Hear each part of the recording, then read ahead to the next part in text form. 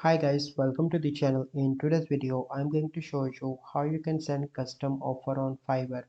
Before getting into this video, must subscribe to our YouTube channel and click on the bell icon. So the first step you simply need to do is to open Fiverr application, and then you need to click on this message icon, and then you need to select your buyer, and here you can see the option of create an offer. Click on that, and then you need to select a gig on which you want an order. So I'm going to select this one, and here you can example add deliverables, timelines and more. So I'm going to add 5 thumbnails for an example.